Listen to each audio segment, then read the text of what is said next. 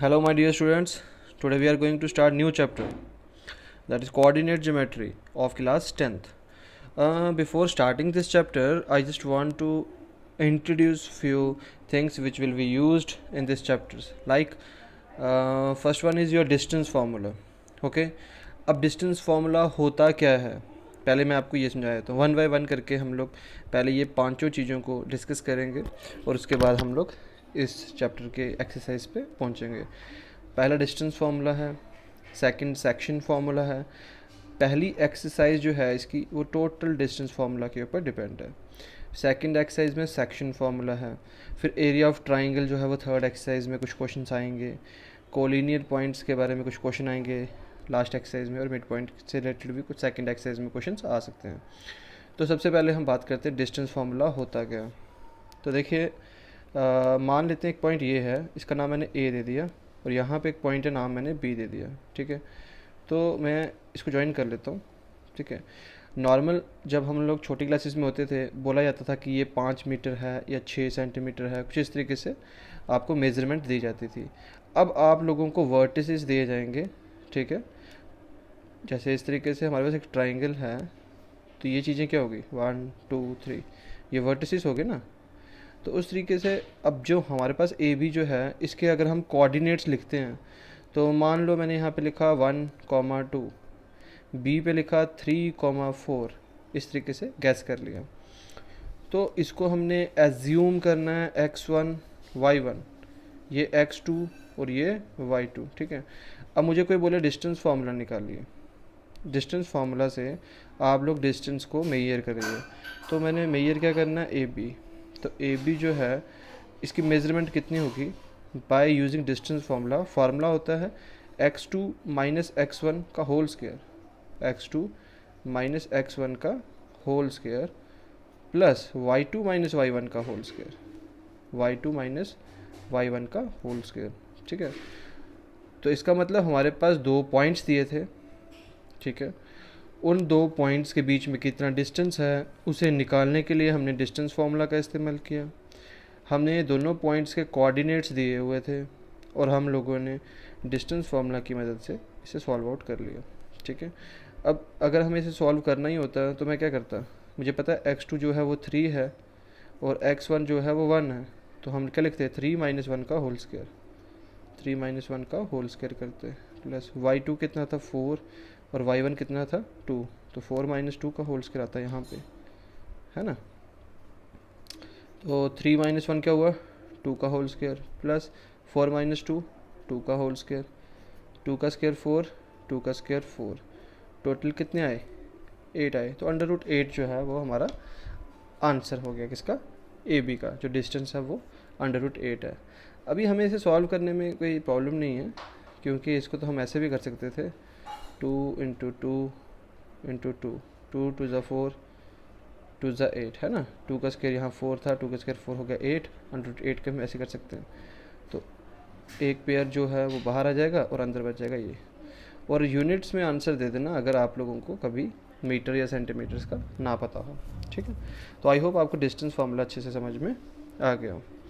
अब बच्चे हम बात करते हैं सेकंड वन कौन से था हमारे पास, दैट इज़ सेक्शन फार्मूला, जिसे हम इंटरनल डिवीज़न कहते हैं. इसमें मुझे नहीं पता बच्चे क्यों इतना घबराते हैं कि सर बड़ा मुश्किल है, सर मुश्किल है.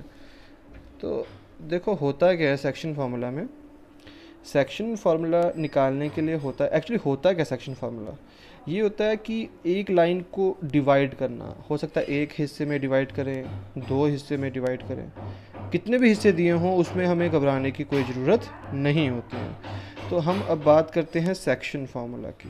ठीक है, कि सेक्शन फार्मूला होता क्या है.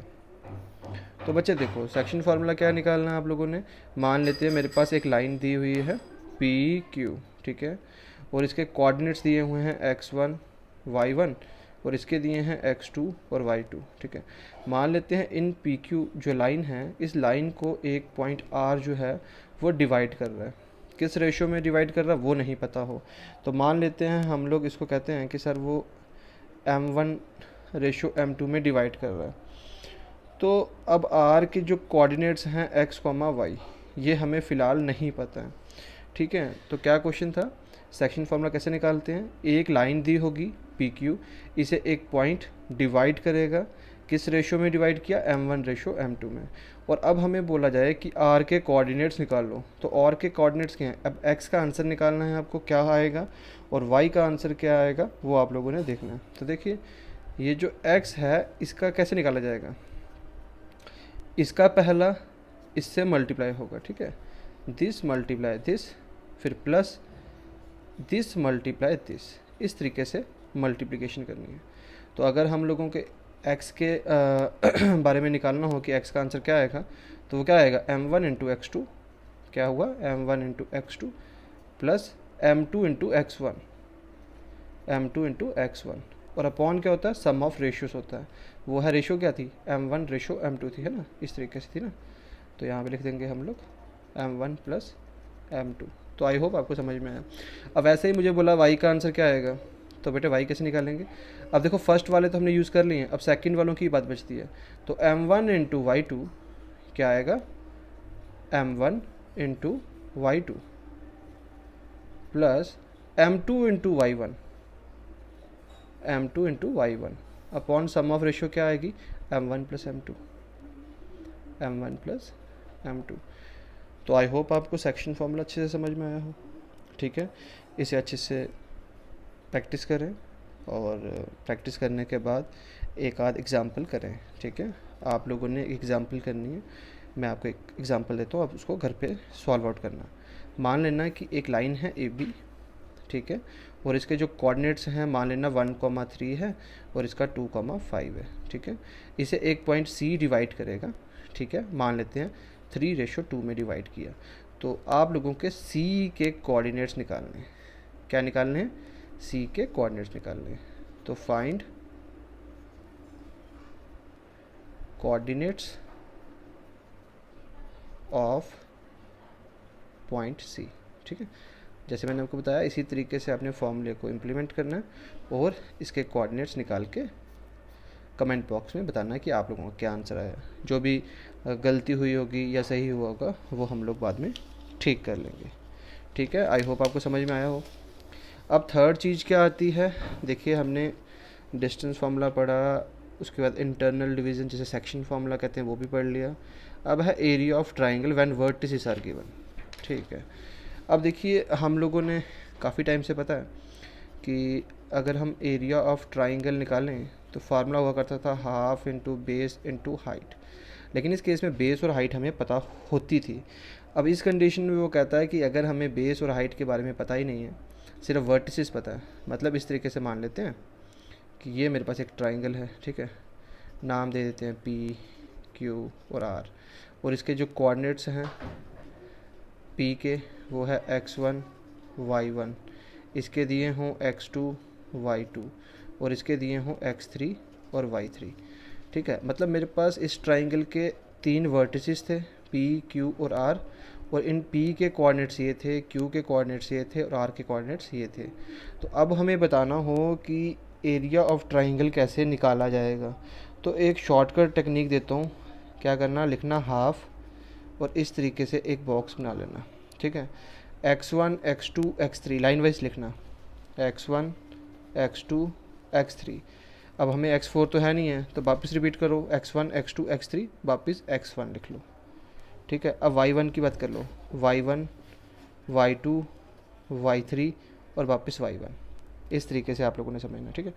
अब उसके बाद क्या करना है, पहले इसको इससे मल्टीप्लाई करना है ऐसे करके, फिर इसको इससे मल्टीप्लाई करना है, फिर इसको इसके साथ, इसको इसके साथ, इसको इसके साथ, इसको इसके साथ, ठीक है। अगर हम इसका फॉर्मूला निकालें तो क्या आना चाहिए, हाफ, ठीक है, ब्रैकेट में x1, ठीक है, तो उसके बाद क्या आना चाहिए y2 माइनस y3, ठीक है, प्लस क्या आएगा x2, x2 के बाद क्या आना चाहिए आप लोगों का y3 माइनस y1 और plus x3 y1 minus y2, ठीक है। ये हमारा फार्मूला होता है एरिया ऑफ ट्राइंगल का। तो क्या फार्मूला होता है, 1/2 इंटू x1 ब्रैकेट में y2 minus y3 plus x2 into y3 minus y1 plus x3 into y1 minus y2। समझ में आ रही है बात, या नहीं आ रही है? अब कई बच्चे कहते हैं कि सर इसी फॉर्मूले से ही हम लोगों को क्वेश्चंस निकालने हैं एक्सरसाइज पे। तो बच्चे बिल्कुल आप लोगों को इसी तरीके से ही फॉर्मूले जो हैं वो शॉर्ट आउट करने हैं क्वेश्चंस में, ठीक है। तो ये आपका फार्मूला होता है, ये फार्मूला आपने याद करना है। और अब हम बात करते हैं किसकी, थर्ड टॉपिक। फोर्थ टॉपिक क्या था हमारे पास, कोलिनियर पॉइंट्स क्या होते हैं। कोलिनियर पॉइंट्स क्या होते हैं? COLLINEAR पॉइंट्स, कोलिनियर पॉइंट्स क्या होते हैं। तो बेटे कोलिनियर पॉइंट्स आसान सी बात है, अगर हमें 3 पॉइंट्स दिए हों और अगर हम ये कह दें कि ये तीनों पॉइंट जो हैं ये कोलिनियर तभी होंगे अगर उस ट्राइंगल का एरिया जो है वो 0 हो जाए। मान लेते हैं कि मेरे पास कुछ इस तरीके से पॉइंट दिए हैं ABC, X1 Y1 X2 Y2 और X3 Y3, है ना, X1 Y1 X2 Y2 X3 Y3। ये मेरे पास क्या है, ABC वर्टिसेस हैं और ये X1 Y1 A के कोऑर्डिनेट्स हैं, वैसे ये B के हैं और वैसे ये C के हैं। अगर मुझे बोला जाए कि A B और C कोलिनियर पॉइंट्स कब होंगे, तो आप बोलना कि सर जब मैं इस पूरे ट्राइंगल का एरिया निकाल दूं और उसका एरिया का आंसर 0 के बराबर आ जाए, ठीक है। तो इसका मतलब क्या हुआ, 3 पॉइंट्स जो A है B है या C है will be collinear, will be collinear. Condition क्या है, इफ़ एंड ओनली इफ़, एक ही कंडीशन है, इफ़ एंड ओनली इफ़। क्या रीज़न होगा कि सर अगर इसका एरिया 0 हो जाएगा, if area of triangle ABC is 0, ठीक है। समझ में आ रही है? अगर आप लोगों ने इसका एरिया निकाला और आंसर 0 आ गया तो आप कह सकते हो कि सर ये ABC तीनों पॉइंट कोलिनियर है। तो अब लास्ट क्या बचता है, मिड पॉइंट बचता है ना, आई फील मिड पॉइंट ही था, बिल्कुल। अब मिड पॉइंट बचता है, मिड पॉइंट करते हैं क्या होता है। तो देखो मिड पॉइंट क्या है, ये तो बहुत आसान है।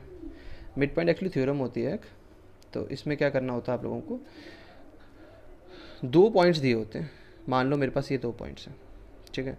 मान लेते हैं इसका M नाम है, इसका नाम N है, ठीक है। और इसके कोऑर्डिनेट्स लिख लेते हैं, जैसे ये X1 है, ये Y1 है और इसके X2 और Y2 हैं। मान लेते हैं MN को एक P पॉइंट डिवाइड कर रहे हैं, ठीक है। और ये बता दिया गया हो कि P मिड पॉइंट है इसका, ठीक है।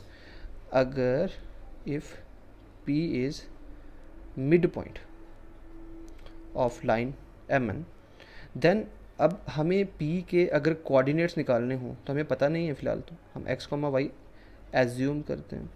तो मिड पॉइंट अगर बताया जाए कि P मिड पॉइंट है इसका और हम लोगों को अगर इसके कोऑर्डिनेट्स निकालने हों उस मिड पॉइंट के, तो कैसे निकालते हैं हम, इसके x का आंसर कैसे निकालेंगे, इसका पहला इसका पहला, इन दोनों का सम अपॉन 2। तो x निकालने का फार्मूला क्या होगा, x1 प्लस x2 अपॉन 2।